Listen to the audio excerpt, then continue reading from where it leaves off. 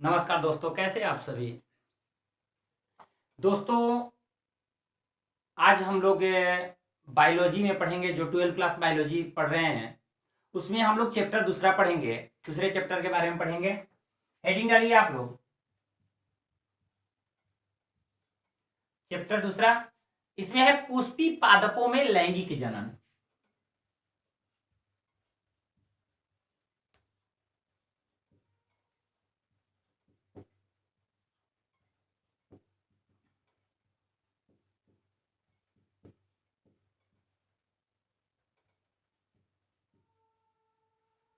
पुष्पी पादपों में लैंगिक जनन।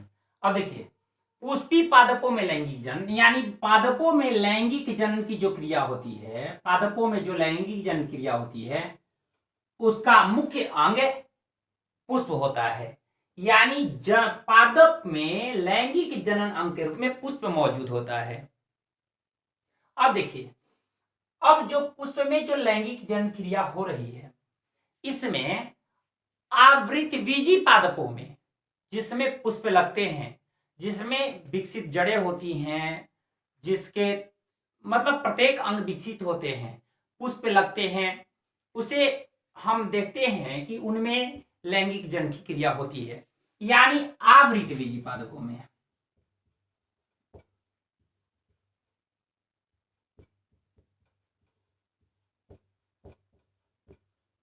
आवृतबीजी पादप।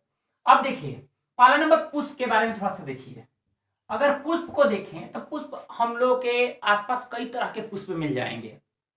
कई तरह के पुष्प मिलते हैं जिसका हम लोग कई सारे कामों में उपयोग करते हैं, जैसे घर सजावटी के रूप में या श्रृंगारी के रूप में। कई सारे गम में, खुशी में, हर जगह पुष्प का उपयोग किया जाता है। और आपको बता दें कि जो ये पुष्प का हम लोग कई सारी जगह कहीं कहीं पुष्प की खेती की जाती है। पुष्प की खेती का अध्ययन फ्लोरिकल्चर कहलाता है। पुष्प के खेती का अध्ययन फ्लोरिकल्चर कहलाता है, ये ध्यान रखिएगा। अब देखिए, आवृतबीजी पादप, पहले देख लीजिए दोनों चीज, आवृतबीजी पादप और एक होता है अनावृतबीजी पादप।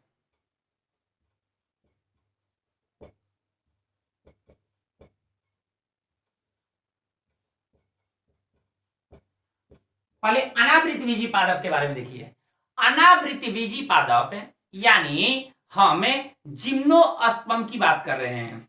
जिम्नोस्पर्म की बात कर रहे हैं, यानी जिम्नोस्पर्म में, अनावृतबीजी पादपों में बीज के चारों ओर आवरण नहीं होता, यानी उसका कवच नहीं होता। आप देखते हैं बहुत सारे बीज होते हैं जिसके चारों ओर एक आवरण होता है, एक परत होता है, एक लेयर होता है। बाहर में, बीज के बाहर में एक लेयर होता है, एक पतला परत होता है जिससे वो बीज ढका रहता है। तो अगर जिस पादप में बीज के चारों ओर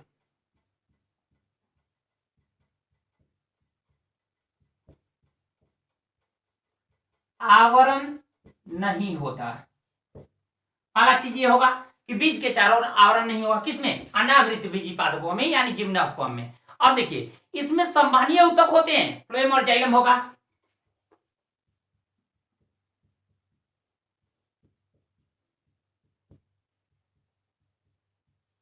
ये संवहनीय ऊतक फ्लोएम और जाइलम होगा।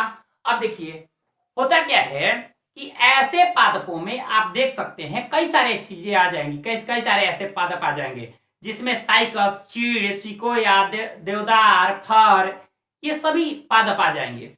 आपको थोड़ा बहुत हम बताते जा रहे हैं। साइकस के तनों से, साइकस के तनों से मंड को निकालकर, स्टार्च को निकाल करके और उससे खाने वाला साबूदाना बनाया जाता है। साइकस के तनों से मंड निकाल करके, यानी स्टार्च को निकाल करके खाने वाला साबूदाना बनाया जाता है। लिखते जाइएगा। इसी कारण साइकस को हम सागोपाम कहते हैं, इसलिए साइकस को सागोपाम कहते हैं। सागोपाम, सागोपाम कहा जाता है साइकस को, क्योंकि साइकस के तनों से स्टार्च को निकाल करके खाने वाला साबूदाना बनाया जाता है। ध्यान रखिएगा। अब देखिए, इफेड्रा, इफेड्रा से इफेड्रिन नामक दवा बनाई जाती है। इफेड्रा से इफेड्रिन नामक दवा बनाई जाती है और यह इफेड्रिन नामक दवा खांसी और दमा में काम आता है। खांसी और दमा में उपयोग की जाने वाली दवा इफेड्रिन इफेड्रा नामक पादप से तैयार किया जाता है। ध्यान रखिएगा। अब अगला कि जो चीड़ का पौधा होता है, चीड़ के पौधे से तारपीन का तेल निकलता है और देवदार से सेंड्रस तेल निकलता है। देवदार से सेंड्रस तेल बनाया जाता है और चीड़ के पौधे से तारपीन तेल बनाया जाता है। जो चीड़ का पौधा होता है उसके बीजों को सुखा करके चिलगोजा नाम से खाया जाता है। चीड़ के बीजों को सुखा करके चिलगोजा नाम से खाया जाता है और चीड़ के पेड़ से तारपीन का तेल प्राप्त किया जाता है। ये बात ध्यान रखिएगा। ये हम कुछ कुछ चीजें बताएं, इसमें ध्यान रखिए कई सारी चीजों को बताएं जिसमें हम चीड़ के बारे में देखें, तारपीन का तेल, चीड़ के बीज को सुखा करके चिलगोजा नाम से खाया जाता है।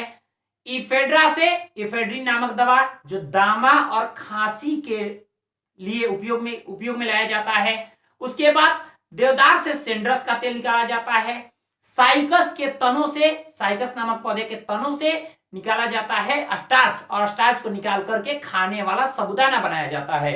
ये सारी चीजें अनावृत बीजी पादपों में मौजूद होते हैं, यानी जिसके बीज के चारों ओर कोई आवरण नहीं होते। अब देखिए आवृत बीजी पादप, इसमें क्या होगा? आवृत बीजी पादपों में पहला नंबर बीज के चारों ओर आवरण होगा।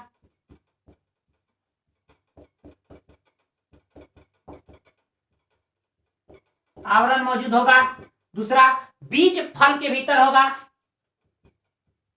बीज जो होगा वो फल के भीतर मौजूद होगा। अब देखिए पुष्प मौजूद होंगे, पुष्प मौजूद होगा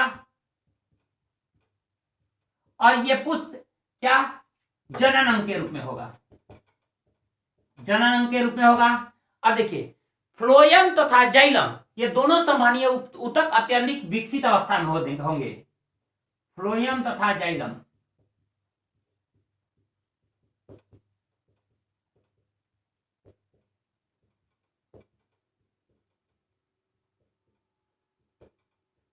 विकसित अवस्था में होंगे। अब देखिए जो आवृतबीजी पादप हैं इनमें पुष्प मौजूद है और यह पुष्प जनन अंग के रूप में इसका उपयोग किया जाता है।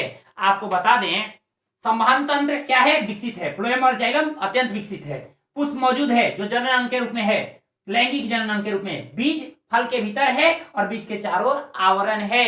अब ये सारी चीजें आवृतबीजी पादपों में है और आवृतबीजी पादपों में जो मौजूद है पुष्प, ये पुष्प मुख्य रूप से जनन अंग की भूमिका निभाता है।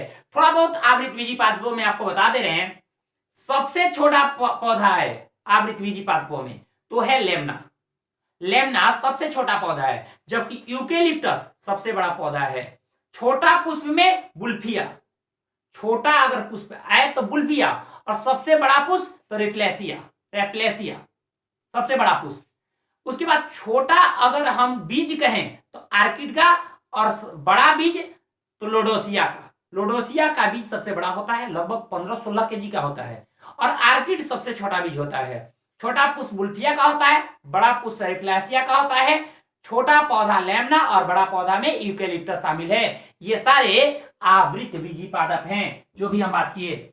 इसको दो भागों में बांटते हैं बीज पत्रों के आधार पर, एक बीजपत्री और द्विबीजपत्री। जिस पादप में एक बीजपत्र पाए जाए उसको एक बीजपत्री और जिसमें दो बीजपत्र पाए जाए उसे द्विबीजपत्री पादप कहेंगे। ये सारी चीजें अनावृतबीजी, आवृतबीजी, एक बीजपत्री, द्विबीजपत्री, इन सब के बारे में आपने पिछले क्लास में आप लोगों ने पढ़ा है 11th क्लास में। बस मैंने थोड़ा सा आपको बताया क्योंकि आवृतबीजी में जो पुष्प होते हैं ये पुष्प जनन अंग के रूप में कार्य करते हैं।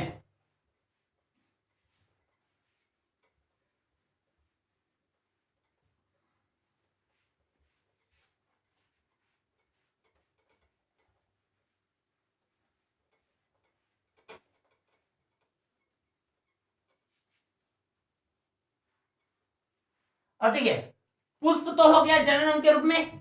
अब जो लैंगिक जनन क्रिया हो रही है पुष्प में, इस लैंगिक जनन, पहले एक हम लोग खाका तैयार करते हैं और प्रत्येक चीजों के बारे में लिखेंगे, प्रत्येक चीजों के बारे में हम लोग जानेंगे। लिखिए, पुष्प, पुष्प जनन अंग, जनन अंग किसका? पादप का।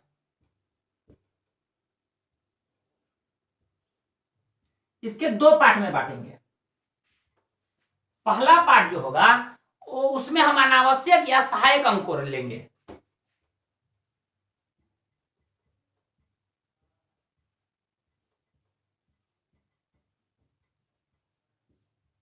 सहायक अंग, सहायक अंग में दो चीजें, पहला जो होगा उसमें हम शामिल करेंगे बाह्य दलपुंज और दूसरे में दलपुंज। बाह्य दलपुंज और दूसरा में दलपुंज। बाह्य दलपुंज में हमें दलपुंज को रखेंगे, बाह्य दल को रखेंगे और इसमें दल को, बाह्य दल, इसमें दल। अब देखिए, अब अगला जो चीज होगा वो अगला में हम लोग देखेंगे मुख्य जनन अंग, जो मुख्य जनन अंग का या आवश्यक जनन अंग।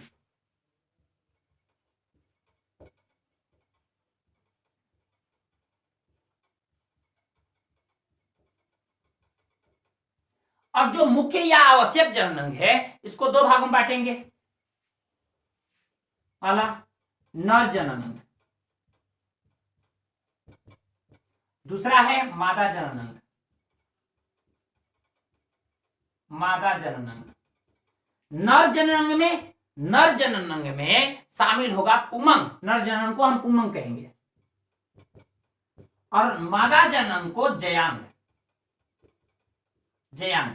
अब देखिए, पुमंग जो होगा, पुमंग में पुंकेसर मौजूद होगा,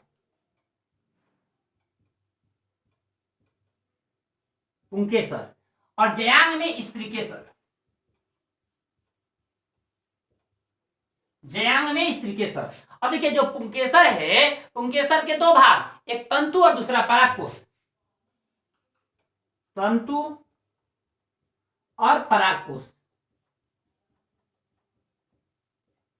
अब देखिए, जो स्त्रीकेसर है इसके तीन भाग, वर्तिकाग्र, वर्तिका और अंडाशय, ये तीन चीजें।